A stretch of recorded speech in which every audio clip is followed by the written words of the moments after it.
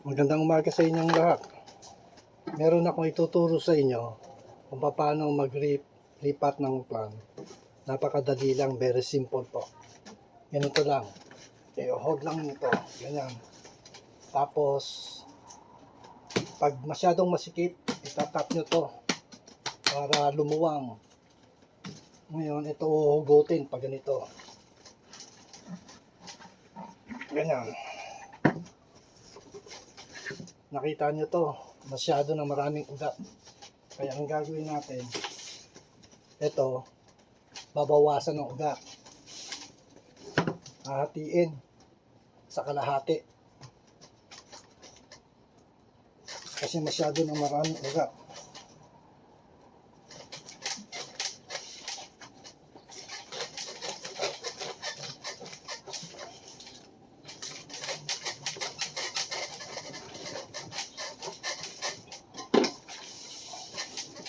Masyadong makapal.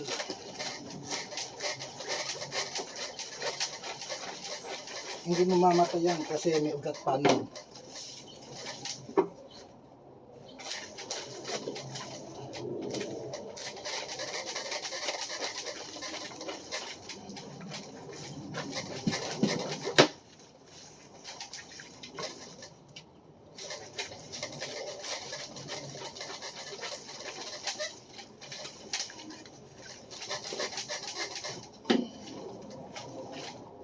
Kasi ganito. Kasi may ugat pa naman yan. Tapos ito yung tatanggalin. Hahatiin sa gitna.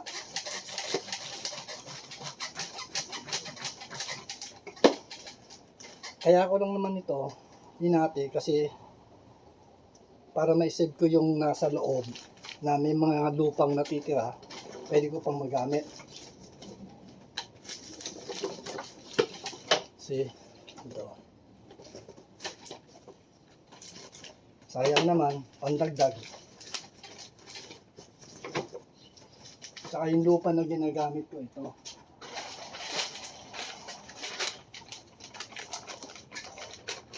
Bumili ako ng lupa, ng isang sako, para ito yung gagamitin ko rin pandagdag.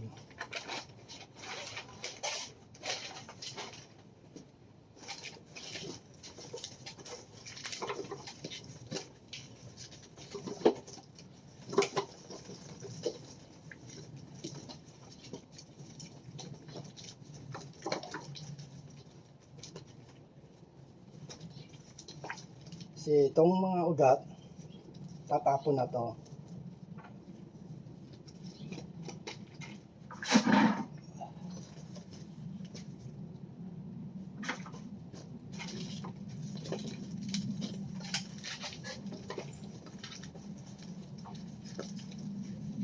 Kasi yung mga lupa dito na natitira, pwedeng gamitin pandagdag sa halaman. Ito yung mga orchid ko. Nililipat ko yung mga orchid ko. Minsan may mga bark. Yung bark yung parang ganito na kahoy, maliliit. Cubes.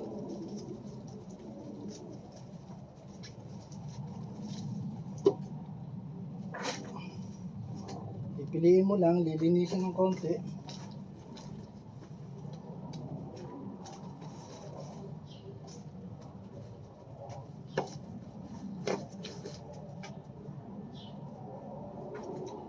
Tapos itong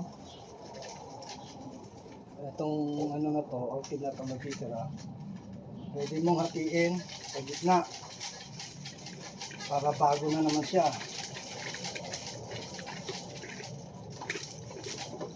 See? Ngayon ito tatanggalin itong mga loose, itong mga luma kasi minsan may mga bulok.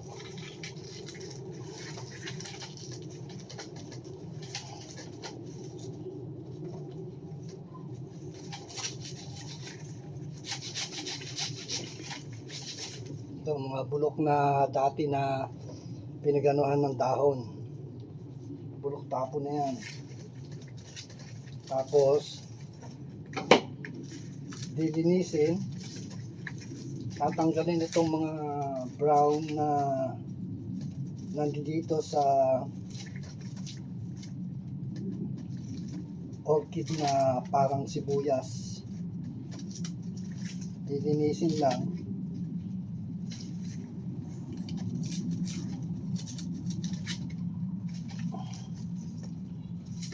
Saka kung meron na pinutol na dati na may bulaklak, dati na yon na patay na, tanggalin,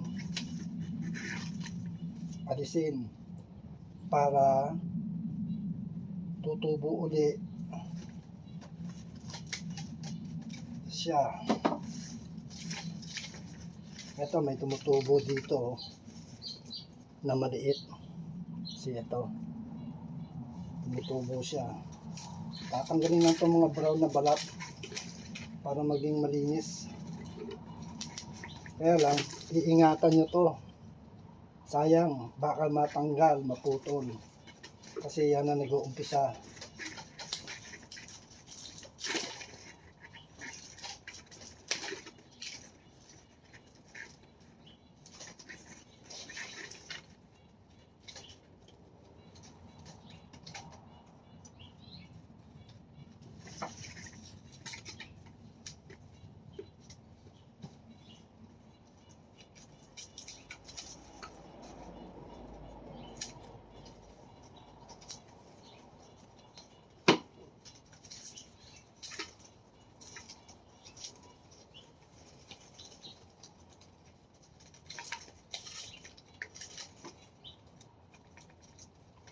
Ito yung style ko. Ito yung ginagawa ko. Okay naman, tubo-tubo naman siya. Kasi pag maraming nakasagabal dito, parang hindi siya makahinga. Yung bang masikip, tight na tight. Kaya kailangan medyo tatanggalin ito para malinis. Tapos meron pang isa rito, tumutubo. Ayan, lumalabas. Tapos pinuputol ko lang naman tong sa ibabaw na konti.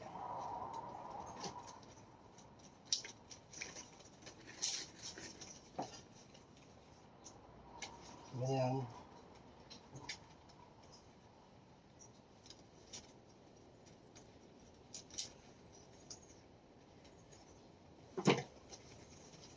Tapos babawasan ng konti rito sa tabi kasi medyo malaki.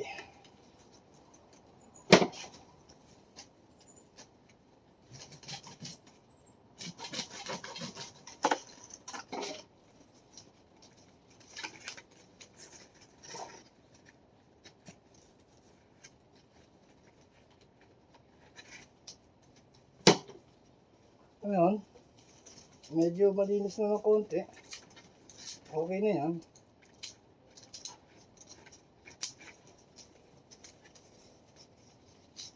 Linis na siya ng konti. Kasi pwede na natin ilagay dito. Tapos susunod ito.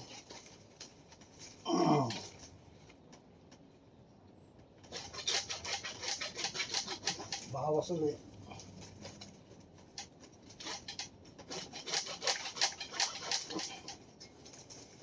Ngayon to tatanggalin.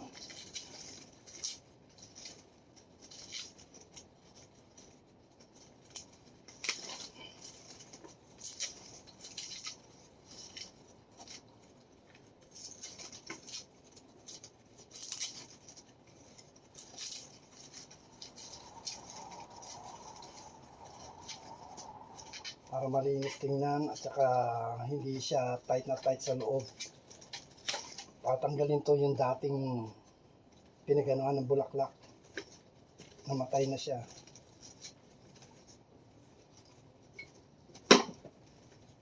Tapos puto ng konti para malinis tingnan.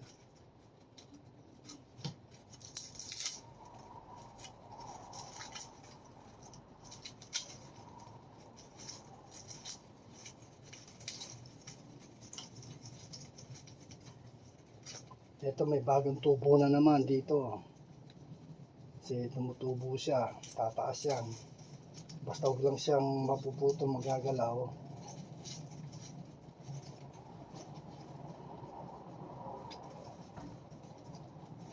Pwede na yan.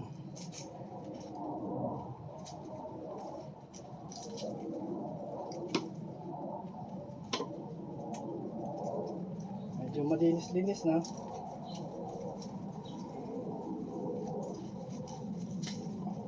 Ito rin yung isa pang pinaganahan ng bulaklak.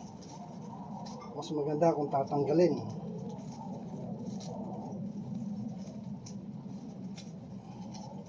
Pwede na. See? Malinis na ngayon. Ito, tatapon na to. Yung mga balat-balat, dumi.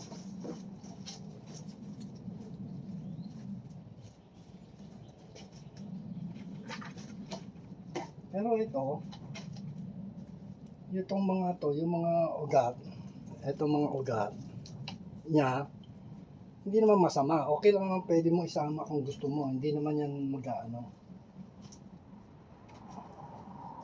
yung makakasagabal.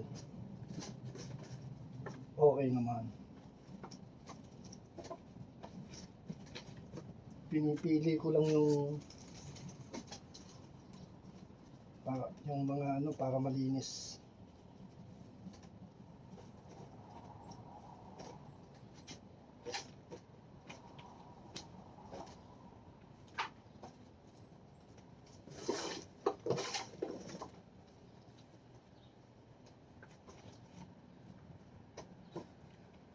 Ngayon, pwede ko na rin ilagay, tapos hahaluan ko pa ng lupa yan.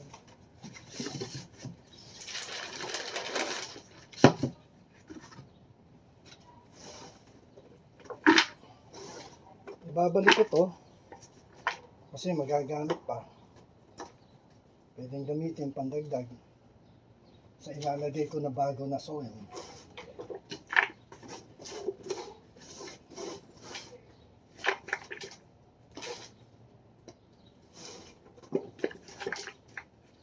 Ngayon, ito, lalagay dito. Binawasan ko kasi nga masyado ng bulky dahil sa ugat. Ngayon, ito ilalagay ko. See? Okay na. Ngayon, lalagay ko yung lupang natitira. Sayang.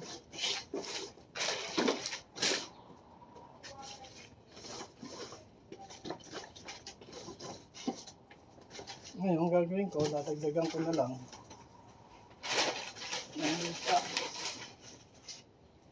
ng lupa.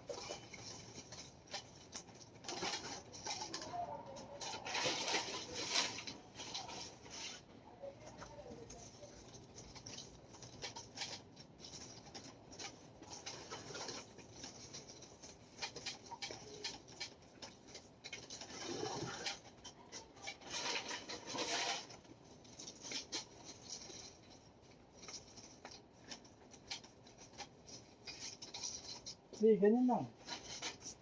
Mabilis. See? Tapos na. CJ. See? Orchid ito, orchid.